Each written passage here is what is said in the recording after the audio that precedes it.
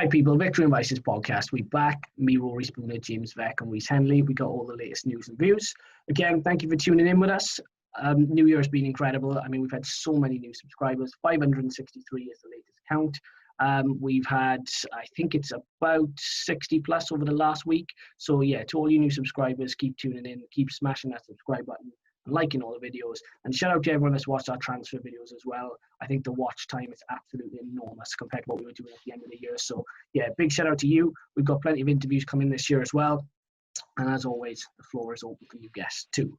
So moving forward, there was a few bits and pieces we wanted to discuss. There was one I was going to carry, one I was going to carry personally myself at the start of this. Now, we talked about Black Lives Matter and a few other bits and pieces in the last podcast. And over the past 24 hours or 48 hours, you know, the world's been in a bit of turmoil. I wanted to go back maybe about a week or so ago to Swansea City versus Reading. Now, this kind of hit home a little more for me, living in Swansea and being from Swansea. The issue that occurred was Swansea were playing Reading. The players took a knee and there was people outside that were protesting. Now, I got sent a clip by a friend of the protesters being interviewed outside the stadium. And I wanted to give some sort of context on my feeling on it, being that I am local. Now, the protesters outside, they were talking about we don't want people taking a knee because of Marxism and socialism and various other things, these sort of buzzwords that people like to use to justify their agendas. And the lad then that was sort of interviewing them, he turned around and said, yeah, we don't want politics in football. Now, I just want to raise a few points about that because I don't have a political agenda. I try and come from a place where I'm relatively pure-hearted and I just try and be a good person, right? So when I look at the messaging from, I don't necessarily want to call them far-right because I don't know them and I've never spoke to them, but from these people, their messaging, and it's on both sides. It's on this side here and this side here. They seem to struggle with messaging and getting their message across. And the message they were saying is, we don't support Black Lives Matter because of X, Y, and Z. But they never condemn racism. Now, I want to just start by saying very quickly, whether you're a butcher, a baker, candlestick maker, you can be a football fan, it's okay to dislike Black Lives Matter, the political organization. If you disagree with what they've done or what they're doing, as a political organization, that's fine. But when you use that statement, I disagree with Black Lives Matter, you need to put a but in the middle and give some context at the end. Now, what I mean by that is you can say something along the lines of, I disagree with Black Lives Matter and what they've done in the past, but I condemn racism in all forms. That way then, you've said the political organization you disagree with and racism you disagree with as well. So your message is very clear. You know, you've got context, and I think that's what a lot of people struggle with on that side. And I never really hear them condemn racism. So again, I mentioned in the last podcast, lads, I don't put pressure on footballers to be role models, specifically because they don't live in the same world as us. If they decide to come out of that bubble and help and, you know, do things for society that, you know, their platform allows them to do and help people, I have no problem with that. But what I see now is football fans getting mad at footballers for being role models, even though they want footballers to be role models. You can't get mad at a footballer for being a role model when you specifically request people to be a role model. So if somebody like a Marcus Rashford, for example, uses his platform for social change, and other players then take a knee for racial equality and discrimination, and generally, right, be a voice for the voiceless. I'm confused at what people want from footballers now, because if you're asking them to be role models, then get mad at them for doing things that role models do. I don't really know what you want from these men.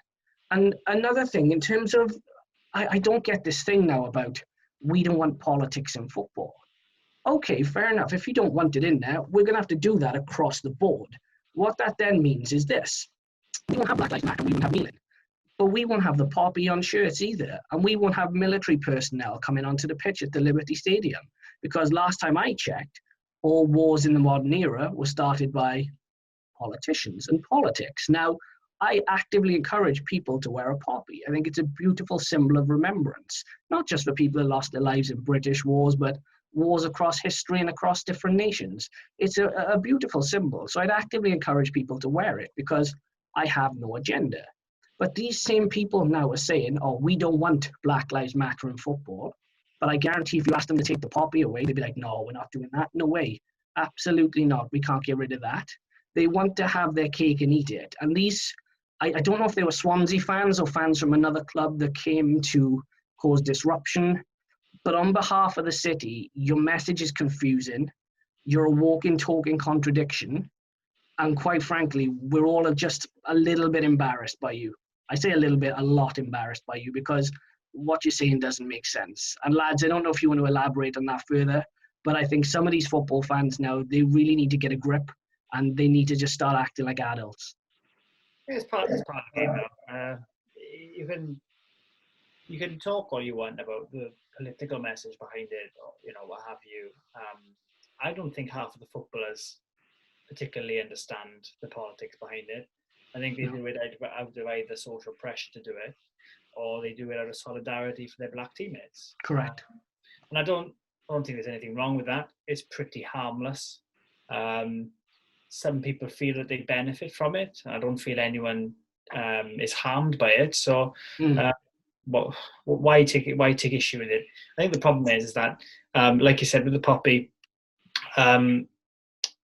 in the UK, I think a lot of people, not brand as sections of the public, but a lot of people fear that their sort of culture, their way of life, their middle-class white upbringing is under threat by other cultures, by diversity, by these people being included in our society, and for us to embrace their aspects of their society. And they don't want to do it. And I think you see people like James McLean refuse to wear the poppy and everyone's all over him. Say, why are you refusing to do it? It's part of our culture and things. And then the moment that something comes up in a football match which doesn't necessarily include these, like I said, cohorts of the British public who just happen to be largely white, it's the way these people work, and I think it's just a way of things. Yeah, it's interesting because people are saying we don't want politics in sport, but they keep adding layers of politics to sport, and they keep saying we want footballers to be role models, but then they complain when footballers do things that role models do. And I'm starting to find these football fans very, very confusing, and there's this weird agenda that's sort of seeping into the game now from a certain side where, like I said, if you don't like Black Lives Matter, the political organization, perfectly okay.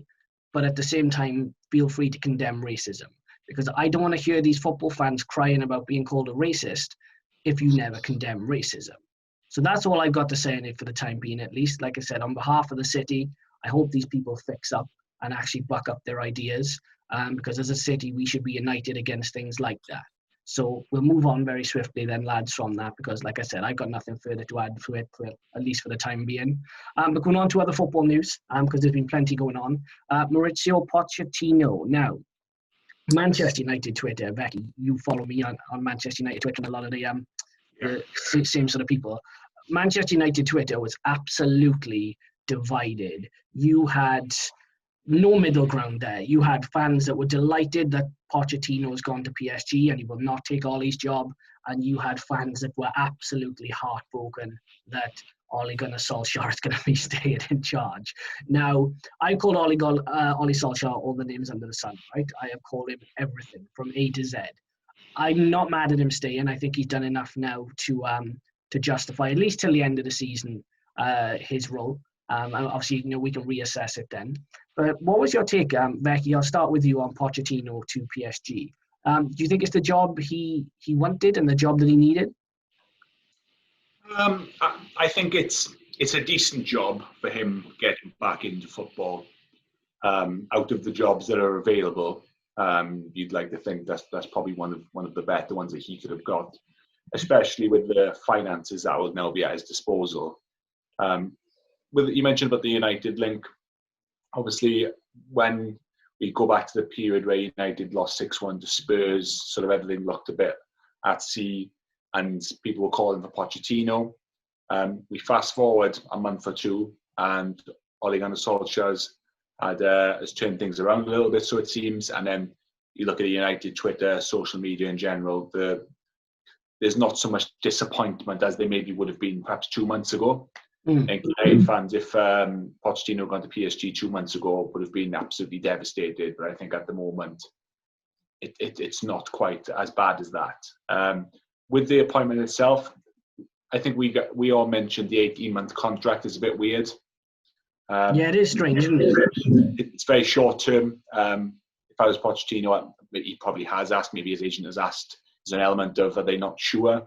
Do they maybe not trust? But you look at the managers that they've had before him, haven't been particularly great, in my opinion, with any great credentials.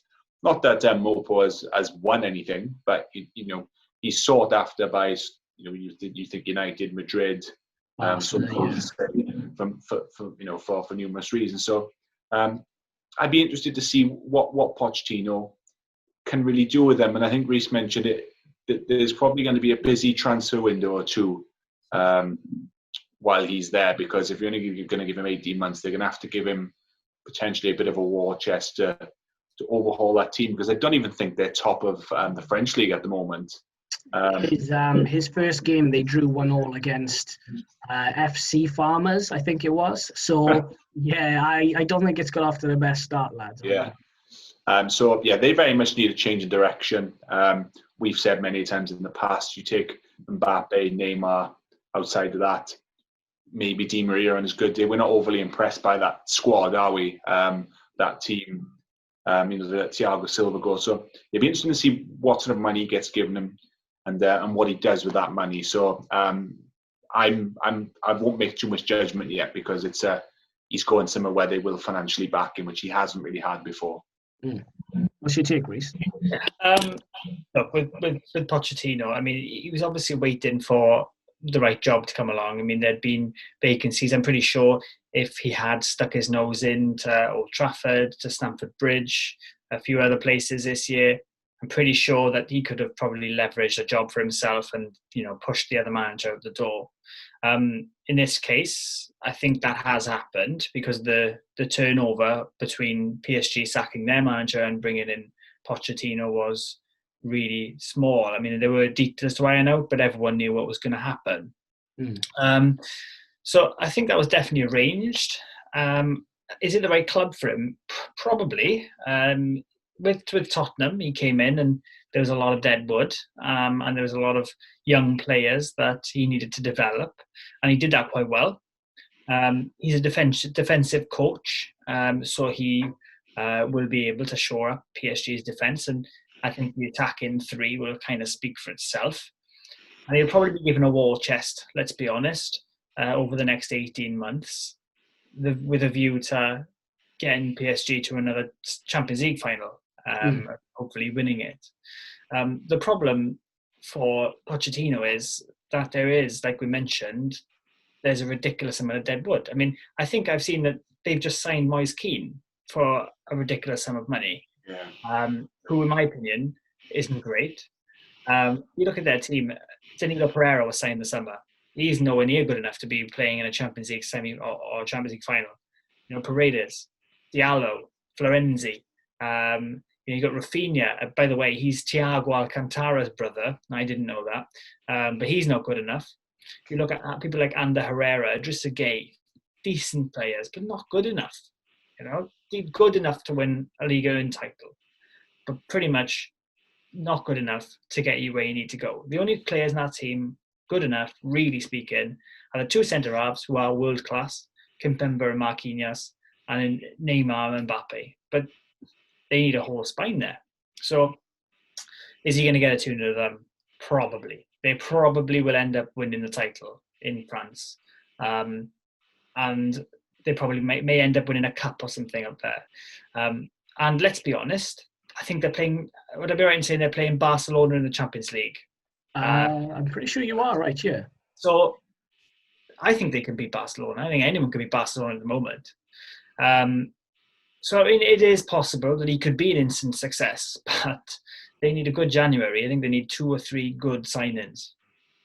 Yeah, I think, the the issue surrounding the contract, Becky, you mentioned it, and I don't really understand the length of the contract, because if they don't give him any funds in January, all of a sudden he's going into the summer with the same team. And then what you're asking him to do, like Reece said then, is change the entire spine of a team in one summer. And that's difficult, because you've got all the big clubs that will start to have maybe a bit of money coming back in after COVID. Mbappe will probably look to leave as well at some point, be it next summer or the summer after. So if he does leave in the summer, obviously you've got the Mbappe money coming in, but you then have to replace Mbappe. So that's another person you have to replace. And as we saw with Chelsea, lads, it's very difficult to spend 200 million in one window and have everybody integrate, even if it is the French league. So if I was Pochettino, I wouldn't have took that job unless they had given me a longer contract. Because if you're asking me to build a side, you're effectively giving me a January window where I could maybe get one or two. And then you're asking me to do everything in a summer window. And by the time that summer window's over, he's got, a year or so with those players at tops. And it all seems a little bizarre. I think it's probably the right job for him. And I think, he could win a few trophies. He can boost his credentials and his sort of profile. But the contract length is really strange. 18 months, David Moyes had like a 12-year contract at Manchester United. And all of a sudden, Pochettino's getting just over a year. So I don't really understand it. I mean, just going back to the Mbappe thing, lads, it's going to be very interesting with how COVID pans out. There's going to be some big transfers in the summer. Can you see Mbappe being one of them and leaving PSG? Financially speaking, I don't know if there's many hurdles there. I mean, with COVID and everything, if the money's available for Real Madrid, I think they'll make a move. Yeah. And I think Mbappe will be well advised to join it. I think you look at Real Madrid's success has been cyclical. Perhaps he should wait maybe another year if he gets the opportunity. But personally, if I was Mbappe, I would be looking for a way out. I mean, God knows Neymar is never more than 6 months away from a transfer. But with Pochettino in the 18-month contract, I mean, I don't think we can really be surprised. I mean, you apply that to other walks of life. If you join a company as an employee and you're there to deliver results, if you're in a pretty good company, then you might get a lot more time to be able to grind out those results and get that and work hard. But if you're joining a company that is the best and they need the best in the business, then they're going to expect to pay the money for you, which they are, and to get the results from you as instantly as possible. And I guess that's what they want from him. It might be unrealistic, but he knows that's what happens when you take a top job on. Problem is with that is they should understand that there's a project that needs to be built there. And projects to get them where they need to be don't take 12 to 18 months. And an 18-month contract, what that basically stinks up to me is we're going to evaluate you 6 to 12 months in and reconsider whether we're going to look to extend your contract. Yeah. And what he can really do in 6 to 12 months with 1-2 windows at a push, I think will be quite limited with all that deadwood and the changes that he needs to make. So, winning the French league it seems all easy enough, even though I don't think they're top at the moment. But they definitely don't want that from him because they've won that 46 times in a row, even though the club hasn't been around that long. But I understand what Reece is saying, that they want success, they want it now. He's getting paid the big bucks, he'll be given the big bucks. But like you mentioned with Chelsea and other situations, just throwing money at it doesn't necessarily work, and in a lot of cases it doesn't. It needs to be a project, doesn't it? It needs to be given time, like Klopp, for example. I see what you're saying, but I think when you apply it to top clubs, I mean the elite clubs, then how much time are you going to have to build things? I mean, you look at a man like Pep Guardiola. Man City brought in Pep Guardiola, and within 18 months, he not only had delivered them the title, but he delivered them arguably the best Premier League performance of all time. It's possible. Man City was in transition when Pep came there, and within 18 months, they were the best team in the land, possibly the world. You look at Zidane when he joined Madrid the first time. I think they got rid of Rafa Benitez. They were a club in transition. Within 18 months, Zidane had delivered them their first Champions League title in God knows how many years. It's possible. That's what the top clubs want. Yeah. We'll keep an eye on the Pochettino thing because it is a very interesting saga that is about to unfold. Moving on to other managers, because the manager situation is pretty fascinating as it stands. We talk about time and we talk about organic growth. I think it was me and Reese on the podcast previously. We talked about Arteta. I don't know if you were on that one with us, Becky. You might have missed it. And me and Reese, we were both advocating that Arteta gets more time.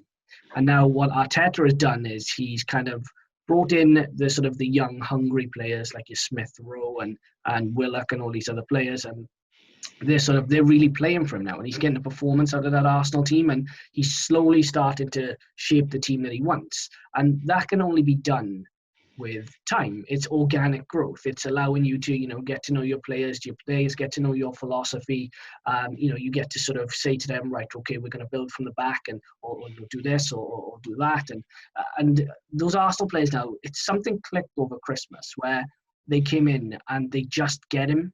And there were certain players in that Arsenal squad where I kind of felt like I said before, they down tools, and you can't ever underestimate, the fragility of the male ego. Because some of these football players, underneath it all, they are little bitches. Like, if it's not going their way, they will down tools immediately.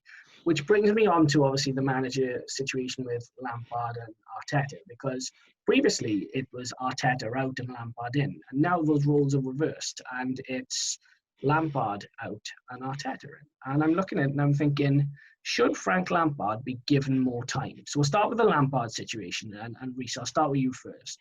Should Lampard be given more time to achieve what Chelsea and Roman Abramovich wants? Yeah, it's weird. Based solely on performance and on paper, and even the performances that Chelsea have been putting out, I would say no. I mean, he shouldn't be given more time. But sometimes there's those managers which, I don't know, maybe your gut feeling says, they will come good. And I think that about Lampard. I think Lampard will end up being a success if he's allowed the time at Chelsea. He did a good job last season, in my opinion. This season, he has struggled. I think he's struggled to know his best team. I think, playing Werner out wide, playing Werner through the centre, and he doesn't know where his best position is. Starting Tammy Abraham above Giroud trying to force his way in. There's been many things with Chelsea's selection this year which has been confusing. But more than that, I think when you talk about, Frank Lampard 4 or 5 weeks ago, it's Lampard in, and then now it's Lampard out, and then it's the opposite for Arteta. In 3 or 4 weeks' time, it'll be the opposite for Ole Gunnar Solskjaer, more than likely. And these things happen. We're having that kind of season. All of a sudden, somebody is 12th, 13th in the league. 4 or 5 games later, they're second, third, first, fourth, where they need to be. And vice versa. I mean, look at Arsenal now. Arsenal 3 or 4 weeks ago, I mean, they were a shambles, an absolute shambles. All of a sudden, Arteta's gone, do you know what? Okay, I'll switch to this back four. I'll drop Kolasinac. He's been binned off to Schalke. Tierney has come on leaps and bounds this season, and he looks the real deal. He's a good player. And all of a sudden, they've got 2 good results. A 4-0 win away to Sam Allardyce's team, not an easy task, and a good win away to Brighton as well. This will probably go out, well, I imagine, after Saturday's results, I'm guessing. So they've just had a really good win against Newcastle in the FA Cup. They didn't put too much of a fight, Newcastle, but it was a good win, and it'll be a confidence booster for them. Coming into the league as well, I think they got a few okay fixtures coming up as well. Just need to make sure they get a few points on the board, and here we are. The flip-flop. And then after that, he'll probably have a run of bad results. Arteta out again. They'll be flying back down the league. That's the kind of year it's being. And with all these COVID postponements and things, it's really hard to put any sort of run of form together. I think that's what we're seeing. I think only Liverpool, you could hand on heart, you could say that they've had a consistent run of form where they've been really good performances and they've deserved to win every game, and they have looked like title contenders. I wouldn't say that about any other team in the Prem. And it's only due to injuries, really, that's brought everyone else into the fold for the title. So it is one of those weird years. And if I was a club at the moment, in the top 6, 7 or 8 teams, I wouldn't be looking to switch managers based on form. Yeah. What's your take, Becky, on the Lampard situation? Lampard first of all. Your question was, do I think he should be given more time? Yeah. Generally speaking, I believe managers, I mentioned the word project, they've given them a lot of money, signed a lot of players. As a rule of thumb, I do think that managers should be given more time in that situation. But on the other side, I think that the Chelsea situation is unique in its sense that Abramovich is a very impatient guy. I sent over the graphic the other day that Frank Lampard has the worst points per game ratio and out of any manager that's ever been at the club under Roman Abramovich. And we all know, everybody knows how trigger happy he is with his managers. The reason why he is yet to be dismissed is because he's Frank Lampard. That's not beat around the bush with that one. If this was Andre Villas-Boas, he didn't last long. Mauricio Sarri, you look at other managers in the past that haven't done very well, who weren't given anywhere near this much money, and they had the boot. So, like I say, in general, I have no issue with them giving him more time. I think that is the right thing to do with the project. But at the same time, if it was somebody else, based on his performances, his poor handling, his poor decision making, Reece mentioned about 1 minute it's Tammy Abraham, then it's Giroud, then it's Werner out wide, then it's Werner in the centre. Next it'll be Tammy Abraham. He just seems a little bit clueless with what he wants to do with all of his signings. There has been positives for them, sort of here and there, but yeah. And Reece mentioned the way this season is. It is a bit flip-flop in terms of form. Arsenal, they won 3 on the bounce now. I firmly believe, like Reece said, that I don't think that'll last. You mentioned, Spooner, they've sort of changed it up. They've thrown youth in there. They want to play for the club, the badge, enthusiasm, and it's changed it. But we've mentioned previously that we don't believe there's a great deal of quality in that Arsenal side, in that lineup, especially not long term. So it wouldn't at all surprise me if they, after another win or so, would sort of flatline out a bit again then. So,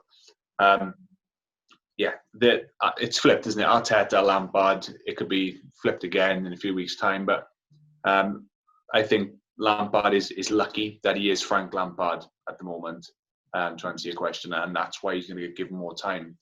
I'm a bit unsure on Arteta. I don't know if you're going to come to him next or whether just roll into that one, but Yeah.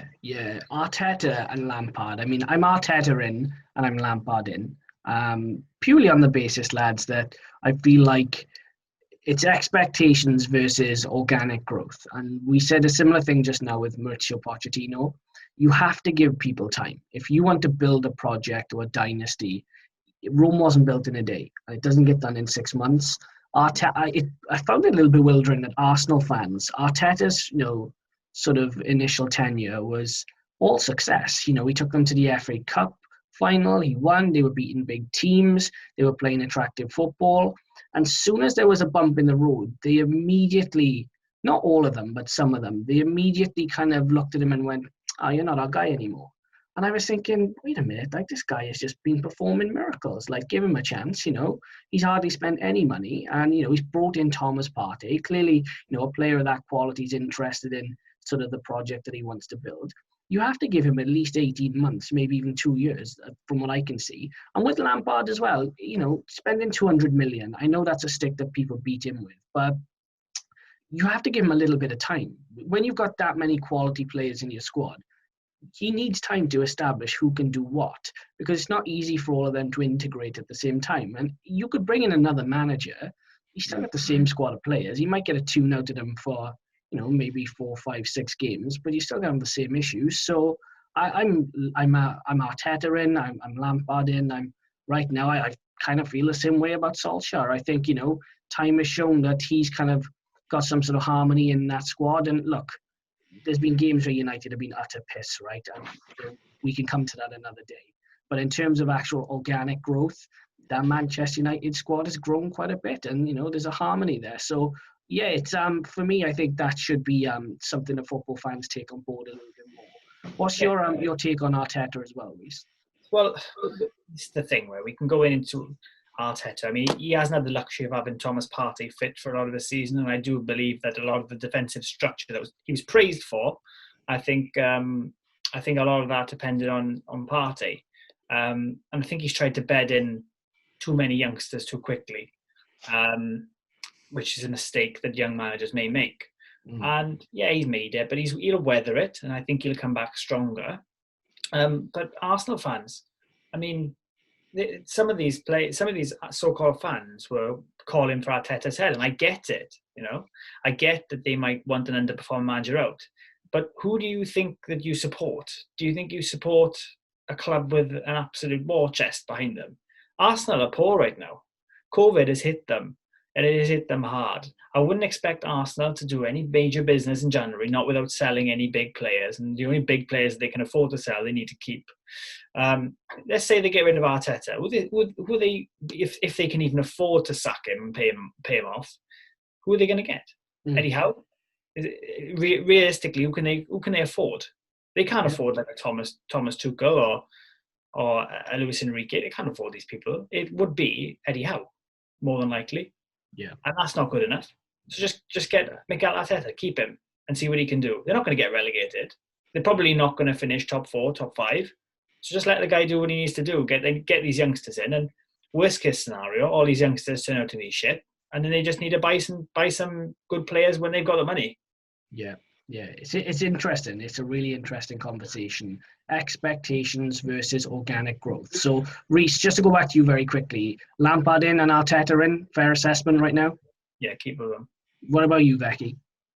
Yeah, Lampard in. I would agree Arteta in as well. Just quickly on Arteta. I think if you look back at his time since he was appointed Arsenal manager, it's quite easy to see what's happened. And when he came in, he had that new manager bounce. Not just a new manager bounce. It's Arteta sort of coming back to Arsenal. Good feeling. Yeah, the good feeling. You look what happened when Solskjaer came to United. He was only supposed to be appointed for a couple of games, and all of a sudden he win like 13 wins in a row or something stupid. Arsenal had that bounce, that lovely feeling inside, and everyone was loving it. Aubameyang was loving it, and they had this cup run. They were beating the big sides. They won all that, and then what naturally happens, because that squad is shite. It is shite. Is the fuzzy feeling goes away a little bit. The new season begins, and they came back down to sort of earth a little bit, and that's all that happened to their form. Their form went awful, but the squad is awful. Aubameyang stopped scoring goals. Like Reece pointed out, Thomas Partey got injured, and all of a sudden you take their striker that was one of the best in the world at scoring goals, and their only good holding midfielder, and the squad's back to shite again. So, and it's only now at this point where Arteta gets to show what he's made of, where it's down to his managerial ability now, not riding a wave. It's when he gets Partey back, you mentioned about Tierney, he needs to get Aubameyang scoring again, and he's blood the youth in, and he's starting to make inroads. So, this is the point now where his proper managerial ability, if it's going to come out, should come out. So, in. Yeah. Very valid point. Very, very valid point. So, yeah, we're all Arteta in. We're all Lampard in for the time being. Obviously, Arsenal, Chelsea fans, PSG fans, whoever you support, get in the comments below. Let us know your opinions on it, because ultimately it's a scenario that does affect pretty much every club at some point. So, yeah, be interested in your fans' opinions on it. Moving on to the next part of the podcast. Now, I'm going to cut this out and put it on YouTube as a separate clip as well. And it's going to be titled The Mesut Ozil Story. So they do say, lads, the hottest love has the coldest ending, and Mesut Ozil joined Arsenal, and it was in a blaze of glory, and he was that guy, and Mesut Ozil could assist anybody anywhere in the world at any point, and he's a fabulous player. I do think Mesut Ozil peaked a little bit at the World Cup. Once you reach that mountain, it's very hard to maintain a certain level of hunger, but he's still a very good player. Now, it looks like he's on his way to Fenerbahce. His contract is out in 6 months anyway, so if he doesn't go in January, he's gone in the summer. But Mesut Ozil, his circumstances are very interesting, which is why I wanted to bring it up. Now, obviously on this podcast, we don't shy away from anything, including political storms, as you probably saw earlier on in this podcast. With Mesut Ozil, he, as a footballer, he struggled to fit into formations, and, you know, there was question marks about his attitude and his ability to track back. And, you know, you could have him in home games where you're trying to break down a team that's got 11 men behind the ball, but when you're away from home, you know, he's not really the guy you want. There's not a lot of fight in him. So there were question marks about him already. But then the incident occurred, or the political incident occurred, when Mesut Ozil spoke out about China. Now, China are a superpower, and their treatment of Muslims is, well, look, to say it's questionable would be wrong. It's downright ridiculous. It's disgusting. Now, Mesut Ozil, as a Muslim, a very proud Muslim man, he came out and he spoke about their treatment, and he basically, you know, tore into China. Now, China and the Asian market is massive for the Premier League. That is big, big bucks. And all of a sudden, you've got a moral conflict, because Mesut Ozil is speaking out about China, and the Chinese are like, well, look, if you keep speaking out about us, we're not going to give you any money. And Arsenal had a decision to make. Do we keep him in the side, or do we sort of drop him? Now, the general consensus is Mesut Ozil, whilst his footballing ability in certain games could be questioned, he was dropped because of that China incident. That's from what I gather from listening to groups of Arsenal fans online, and some pretty some well-versed Arsenal fans. I just wanted your take on that, lads. I mean, the Mesut Ozil story is coming to an end. He's been a fabulous player. What do you think really went on there? Do you think it was maybe a mixture of the two, or was it one or the other? I don't really buy it, you know. I mean, I think with Mesut Ozil, I think there's been a collapse of that relationship between him, the managers he's played under, and the club. And I think that's been happening for a long time. You know, I think that's been happening since the Unai Emery days in 2019. And I think it's just been one thing after another. And I think if we look at the Gunnosaurus saga at the start of the season, I think with him saying, I will pay Gunnosaurus' wages for as long as I remain at the club, looking back on it now, it looks like something that he's trying to sort of almost drive the club into giving him a contract or playing him or something. And it just looks like he's trying to sort of use things as a power play. And like, do you think that was quite petty in terms of what he did? Possibly. You know, we don't know the motivations to these things. But look, I think games are being played, and I think Mikel Arteta would have made it clear to him at the start of his managerial career at Arsenal, you know, you're probably not for me. And we can discuss at length, as we have before, whether that was right or wrong of Arteta and whether Ozil could add to that Arsenal squad. But it's happened, and I don't believe it's happened because he's spoken out against the mistreatment of Muslims, because Arsenal's fan base there's thousands and thousands of them, you know, are followers of Islam. And I think to say that China's government, which are separate to the Chinese companies which invest in the Premier League, are heavily involved in the running of said clubs, I don't know. I think that's a bit of a stretch. Do you think? What do you reckon, Becky? I don't really buy the whole political issue being sort of the main reason why that he had the massive falling out that he did. I believe it didn't help. Definitely didn't help the situation, but I wouldn't really put it down to too much of that, because for me, the Mesut Ozil situation for Arsenal it's just one big waste, in my opinion, of an unbelievable talent, because they signed him. What year did they sign him? Was it 2017, maybe? In my head, I'm thinking 2015. Maybe I'm wrong. Or was it 2014, maybe? He comes in. He comes in and he has that season where he has 19 Premier League assists. He was on to look to break the record. Paid 40-something million from him at the time, which was a lot of money. And he was brilliant. And I actually think Arsenal had an issue where they actually failed to build a team around Mesut Ozil.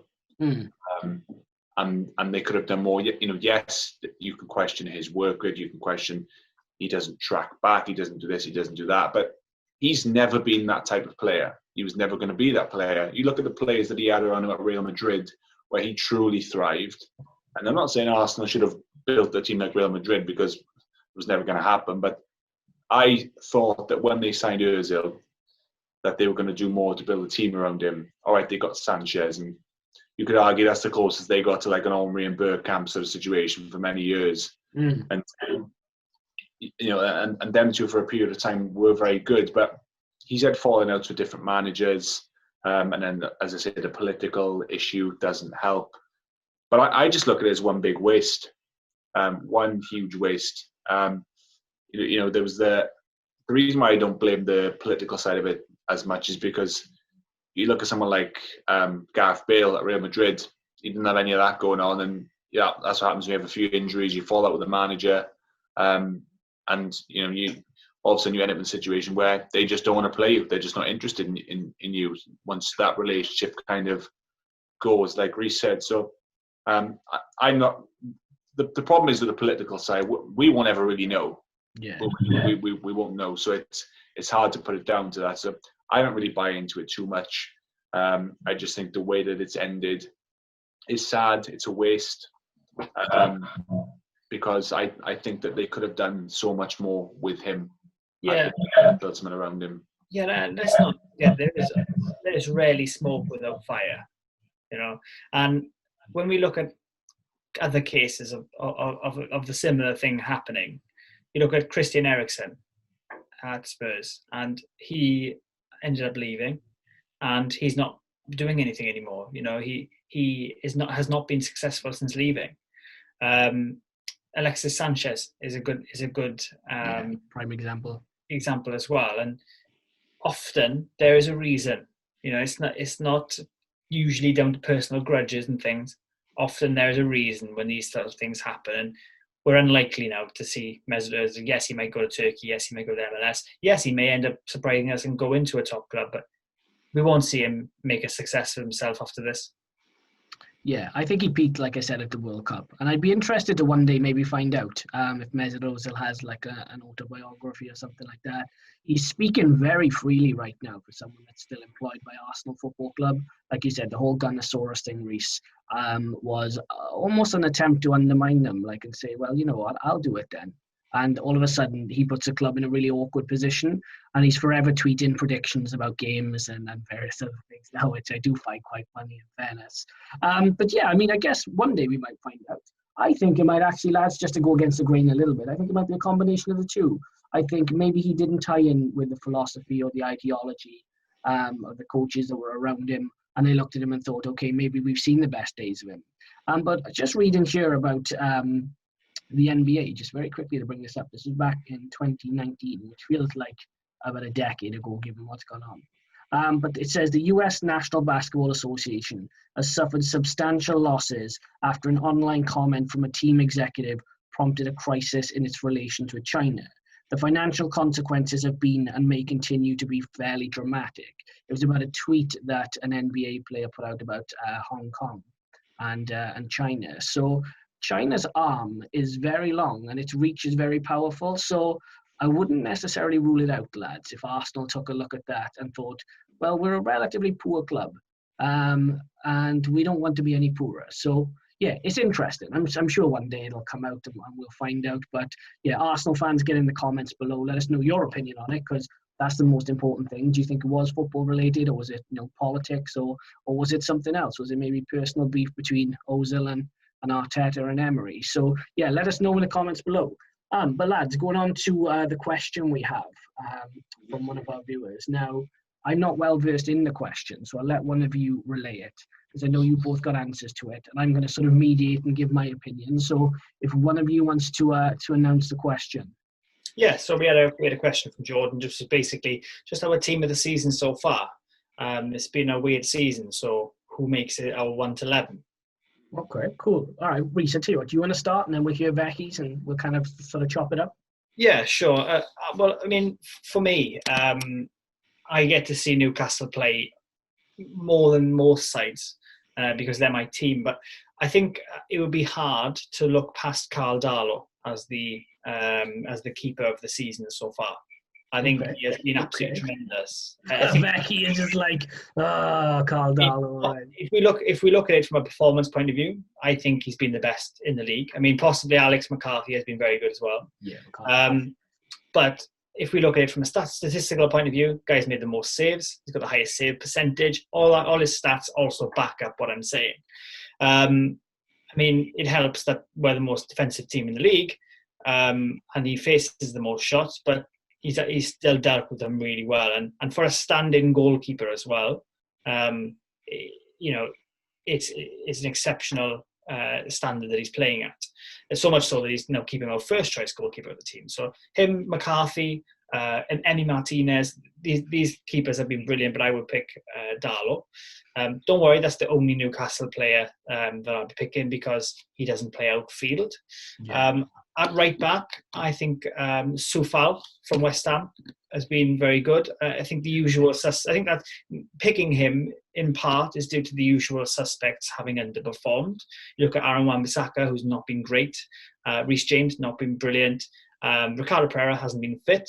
Trent Alexander-Arnold, I think, lost the ball 38 times in one game the other day, which pretty much sums up the season that he's having. And so Vladimir Soufal has come in and I think has been very good. You know, he bombs down that wing for West Ham. I think we gave him a scathing review at the start of the season, and they've come back strong.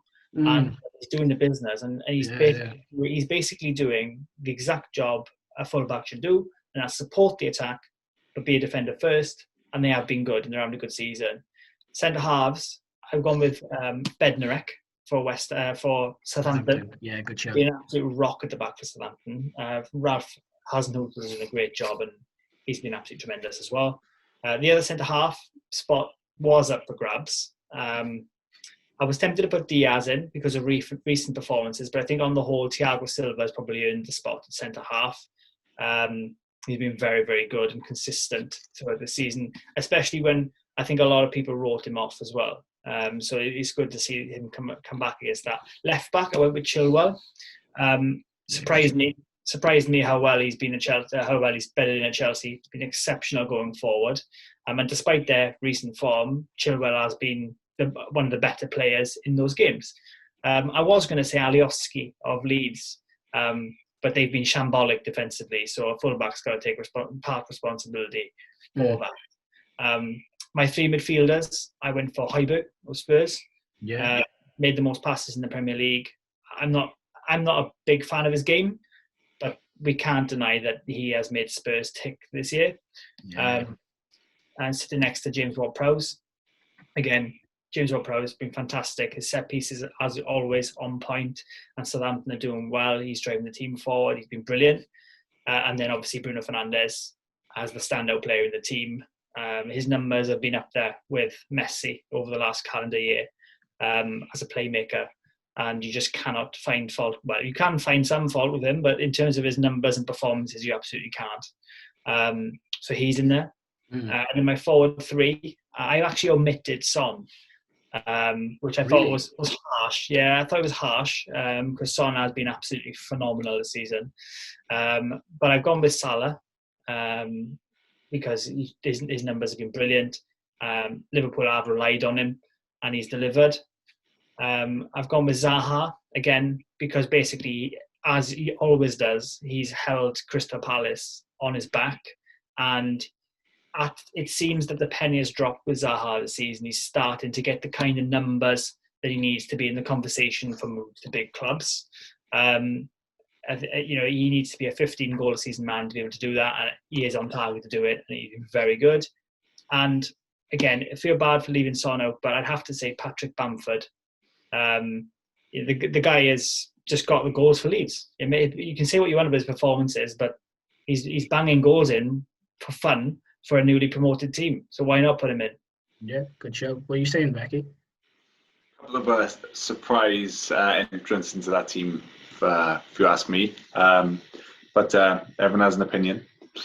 What I'm going to do, I'm going to tell you who I have picked rather than not everyone that I didn't pick, like Reece. And there's 7 in the team. I won't go as in depth, but I was surprised at Darlow. I went with Martinez for Villa. He's got the most clean sheets in the league. He was brilliant for Arsenal last season. Villa signed him and they got exactly what they paid for. He might not have the highest percentage of save or something like Reece said. I get that, but he's just been brilliant as Martinez. Right back, I went for James Justin. Okay, good show. I think that obviously Leicester, they've sort of maintained their good form from last season. They're in the conversation yet again. Do like James Justin. He's a decent defender, gets forward a lot, picks up quite a few assists. I just like him, and Reece said that right back spot. There hasn't been as many sort of people pushing to put their name in a hat this season, so he did stand out for me. I did agree with him on Jan Bednarek. For all the reasons Reece said, I won't repeat those. I did go with Ruben Dias. Yes, he has been better in the last sort of 6 games than maybe he was in the earlier part. But I think he's part of everything good that's come out of that this sort of new good City defence that we've been seeing sort of the last sort of month or so. So he gets in for me. Left back, we spoke about him earlier. I went for Tierney. Yes, Arsenal for the first sort of half of the season so far they were shocking, but I felt when Tierney came back, he'd always put in. He was probably their best player in most games, and as of late, he's sort of come into his own with the team getting better. He's looked brilliant going forward as well. So he gets in at left back. Midfield 3, it is fairly attacking. Bruno Fernandes, I don't need to say much else about him. You can go on any social media site and you'll do well to scroll more than about 10 seconds without seeing a graphic about his penalties or stats or assists in games. So I think he's probably the absolute shoo-in for this midfield. And supporting him, I've gone for Harvey Barnes. Good show. I think he's been brilliant this season, Harvey Barnes. He's got 5 or 6 goals, a few assists. He's brilliant at running forward, as Harvey Barnes, isn't he? He's quite good at bursting forward. He's deceivingly fast. He's deceivingly fast. He's faster than he looks. It's one thing to be fast running, and then to be fast running with the ball is a totally different kind of speed. And I'm starting to rate him a little bit more. Jack Grealish, but as the other midfielder, they're sort of a bit of an interchangeable midfield 3. It's quite attacking, so they'll get at you, this team. But he scores loads of goals, gets caught on the counter. It's fine. Yeah, they'll get at you. But if you can get the ball of them, which is a big ask, then we are in trouble. But that's the way I like to play. And he's done a lot of penalties as well. Yeah, and there'll be arguments over who takes it when you do my front 3 as well. I've gone for Salah. Like Reece said, Liverpool haven't had their best season. They've had injuries, but he's been consistent with his goals. Harry Kane and Heung-min Son, I've put in there as well. Kane and Son, Spurs and the Mourinho don't really play the most expansive football, but when they have opened up and gone at teams, them two have been world class. Son, we spoke about him before. He's come into that world class conversation. Harry Kane was already there. They love assisting each other. It's like a game almost. It seems like. That's my I wrote down a quick 11 lads too, right? Just off the off some of the names you were saying, and I've remembered a few. I've gone with Martinez in goal. Walker Peters at right back, done very well. Saiss at Wolves, terrific young player. Ruby Dias, and player that I like actually left back that I think is very underrated is Cresswell at West Ham. West Ham have done okay. I like Cresswell. He's a solid player. In midfield, I've gone for my boy Neto. Neto at Wolves. He is. You're looking at a young Eden Hazard there. That boy can ball. Fernandes, and whilst he was sort of fit and firing, James Rodriguez, I thought he really turned the Premier League upside down to begin with. I think Everton missed a lot. I thought of James Rodriguez, but he just never carried that form on. Yeah, do you know, injuries kind of curtailed him a little bit, but he came with a point to prove, and he started to really prove a point. So it's a good summary of his career as well, to be fair. Yeah. You know, it does sum him up in a nutshell, but he's a very good player. I think he's done well. And then my front 3 are Kane, Son, and El Ghazi. I think he's been very good for Villa too. So, well, Golzi, as they now call him. So, yeah, El Ghazi is my boy. Ollie Shopkins. Oliver Shopkins wasn't far, but and I might have said Fernandez in midfield as well, but yeah, Fernandez obviously was in there too. But again, for everybody watching, give us your 11 thus far. Obviously, it's a great conversation. Let us know which one you were. Let us know which 11. Yeah, let us know which 11 is best. We'll actually put them on Twitter. We'll ask, and we'll give people the chance to judge for themselves. And we'll get them up on the socials as well. Yeah, we'll get them up. We'll see what people think. Yeah. But that is our best 11s for the season, lads. Was there anything else you want to bring up before we? No, we're all good. No, we all good. Superb. All right. So just a big shout out again to our subscribers. Back end of the year, we started picking up again, and literally the first week of January has been ridiculous. The amount of people that have subbed and commented and liked and watched the videos. So please keep it up. We will be back next week, and again we've got hopefully some pretty good guests lined up as well, so stay tuned, smash that subscribe button, and we'll see you next time, people. Take care.